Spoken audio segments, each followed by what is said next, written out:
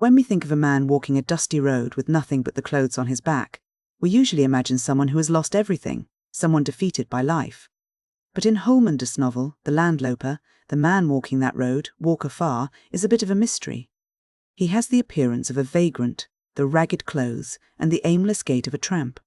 Yet there is something about his bearing that feels different. He carries himself with a quiet dignity that doesn't quite match his outward circumstances. This tension between how a person looks and who they actually are is the heartbeat of the story. Farr's journey begins as a series of encounters with the various layers of society. He meets Richard, a man of some means who is completely helpless when a tire needs changing, showing a certain entitlement that contrasts sharply with Farr's self-reliance. He encounters a rigid Quaker family, the Chicks, who view his wandering with a suspicious, moralizing eye. Then there is Mrs. Jose, a widow whom Farr helps by working for her for 2 weeks, only to leave his entire paycheck in her hands when he departs. These moments establish Farr not as a man of nothing, but as a man of deep, practical altruism who simply chooses to move through the world without being tethered to it. As he wanders, Farr's path crosses with Judge Peterson, a man who tests the character of those around him. Peterson leaves a set of fine clothes on a fence as a sort of trial of opportunity. Farr claims them, but he doesn't use them for vanity. Instead, he uses them to transform himself. He sheds the skin of a wanderer and adopts the appearance of a gentleman, driven by a desire to be worthy of Kate Kilgore, a woman he met briefly on the road.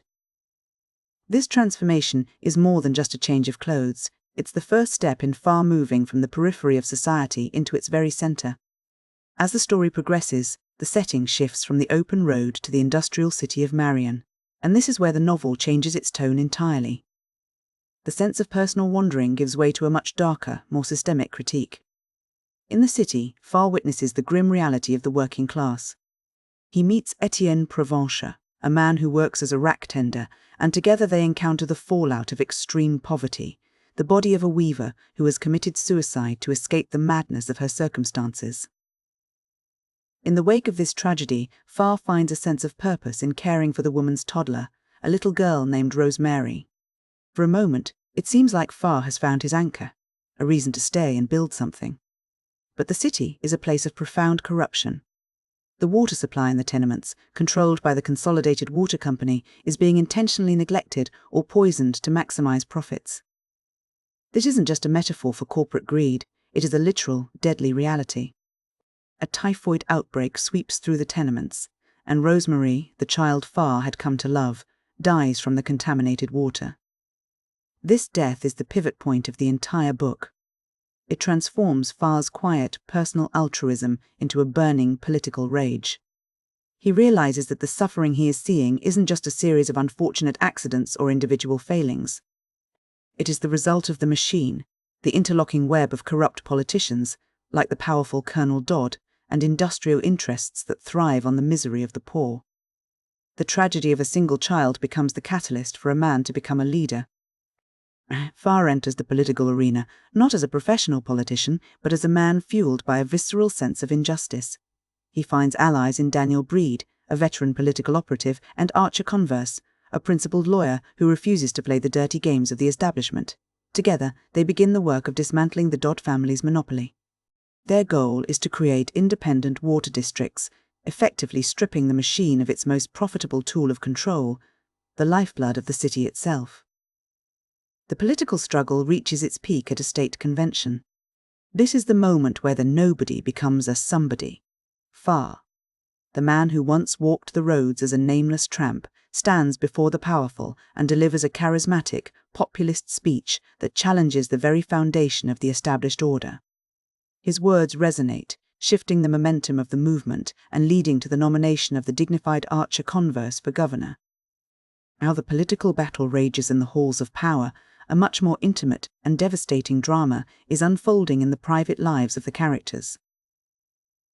Kate Kilgore, the woman who had been a symbol of hope for Farr, finds herself caught in a web of social and familial obligation.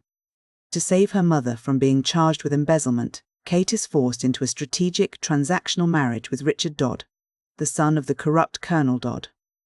It is a chilling moment in the story, where romance is stripped away and replaced by cold, calculated business logic. Kate sacrifices her own autonomy and her own happiness to protect her family, becoming a survivor in a world that treats women as pawns in a larger game. As the political landscape shifts, the personal threads of the story begin to pull toward a resolution. The machine isn't destroyed overnight, but it is shaken. Archer Converse uses his legal and political leverage to force a truce with Colonel Dodd.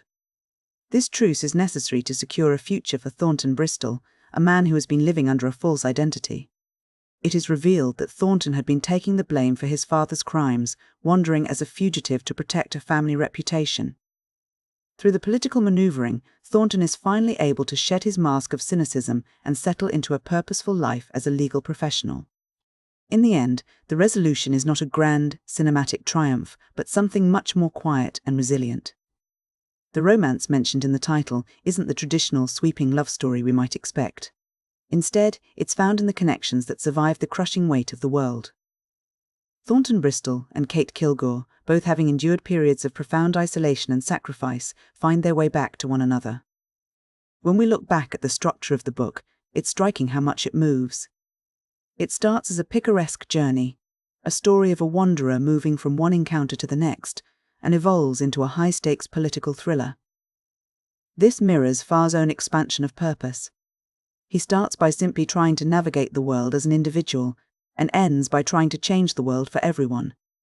Holman uses several powerful symbols to tie these themes together. The most prominent is water. Throughout the book, water is presented as the essential lifeblood of a community, something that should be pure and life-giving. Yet, in Marion, water becomes the primary vehicle for systemic corruption and death. The poisoning of the water is both a literal plot point and a metaphor for the moral poisoning of the state. The machine doesn't just take money, it takes the very things that sustain life. Then there is the theme of appearance versus reality. We see it in Farr, who looks like a tramp but acts like a gentleman. We see it in Thornton Bristol, who lives under a false identity. And we see it most clearly in the political world, where the masks worn by the powerful hide a core of corruption. The book suggests that the true measure of a person isn't found in their outward status or the clothes they wear, but in their response to the suffering of others. The story ultimately suggests that while the machine of industry and politics is incredibly powerful and often devastatingly cruel, it is not invincible. It can be forced into a defensive stance. It can be challenged by the collective will of people who have nothing left to lose. But the cost of that challenge is high. The characters who survive and find a sense of peace are those who are willing to endure the loss of their illusions and the sacrifice of their own comfort. The Landloper is a study of how a person finds their place in a world that often feels designed to keep them small. It's a story about the transition from observing injustice to fighting it, and from being a victim of circumstance to becoming an agent of change. In the end, the romance isn't about finding a perfect life, but about finding the strength to maintain human connection in a world that tries to turn everything into a transaction.